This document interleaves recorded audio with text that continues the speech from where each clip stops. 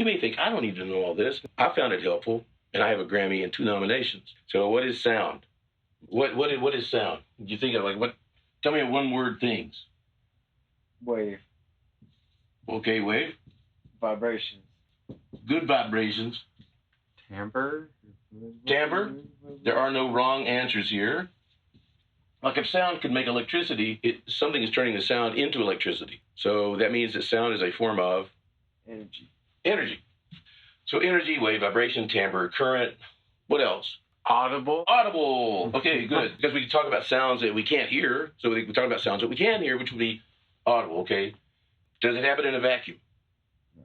There's no sound in space. In a vacuum, you can't hear it, so that means you have to have what for sound to travel through? Air. And? Water. Water and? Solid. So a gas or a liquid or a solid, right? These are a form of matter. To that, it's kind of like a media.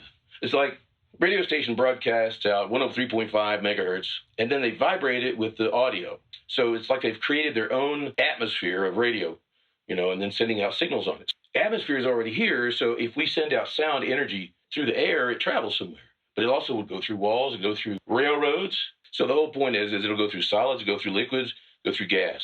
Yes, it'll go through liquids. You ever had speakers under the pool before? Come on. That means you really haven't gone to visit anybody with a house better than yours. So matter is a kind of medium, and media is a form of that. So let's see what it is. Sound is an audible vibrating wave of energy traveling through a medium. Why is that important? Because everything in sound is important. If you don't understand this to begin with, then you're like a musician that doesn't know how in the world their instrument makes sound. Oh, that's most of you musicians. You don't even know how your guitar works. String vibrates. Okay, right. But how does sound get into the wire? Pickups. Right. Okay, but how does that happen? Sound. Audible vibrating wave of energy traveling through a medium. Okay? That's what sound is. And it can go through any kind of medium. It can go through a solid, go through a liquid, go through a gas. Which means that if you were listening to music on different planets, say underneath a lake of mercury, that would still sound the same. It would still sound like music. It wouldn't go faster. It wouldn't change key. If it was even in a mercury lake, okay, it would still be music. Time is still the same. No doubt that the sound waves would travel much faster through the mercury because the atoms are closer together. Like it goes through steel very fast, thousands and thousands of feet per second. It goes through the air about 1,180 feet per second, which is about 768 miles an hour at sea level, at 70 degrees, at some unknown humidity. So speed of sound varies. So it might get faster to you in the lake of mercury. Of course, the mercury poisoning is going to take you at some point, but that's immaterial. We're talking about science here.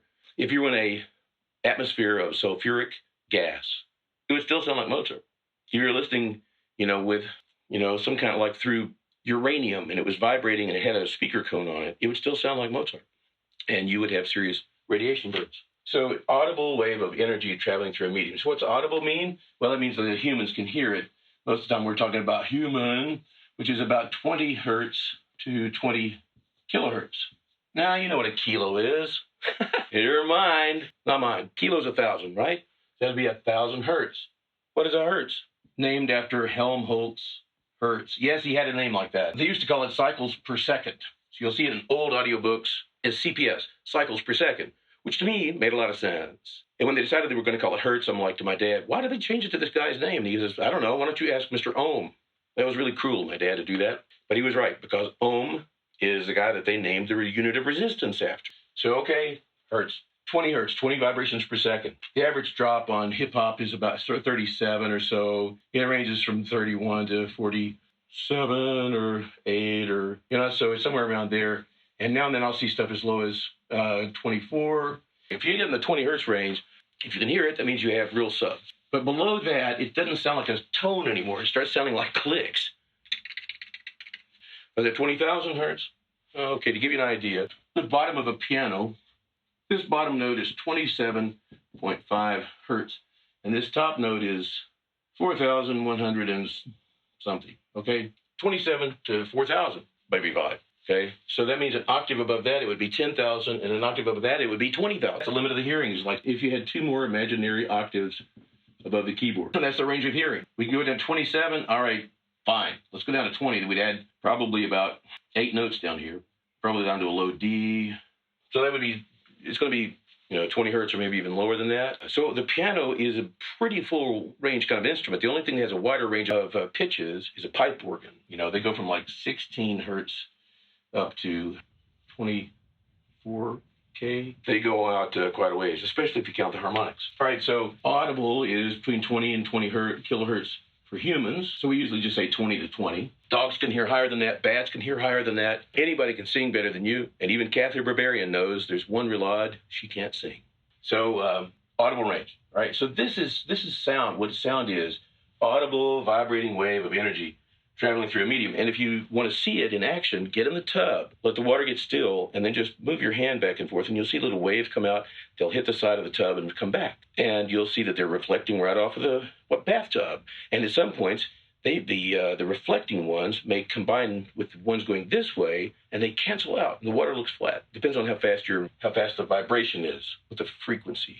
And in other places, the waves will combine into a hill twice as high as the one that came left from your hand, because the two are adding together. So that happens to sound in your room. Then you have walls, ceilings, and stuff, and the sound bounces off those, you see. When they come back, they add to the sound that's coming from your speaker, and they may cancel out certain notes. So you're like, I don't know, man, my bass is, I go back over here, and like every time I hit the low drop, it's like loud. When I move up here, and I can't hear it at all. Now you know, okay? It's called phase cancellation. This is sound, and people wanted to somehow or another record sound. So we're going to talk about the next one. How do we record sound, how the whole thing started. You may think, I don't need to know all this. And so, you know what? Fine, but another person will. I found it helpful, and I have a Grammy and 2 nominations. So I use everything I know. Hey, to have a good day today, have a great yesterday tomorrow.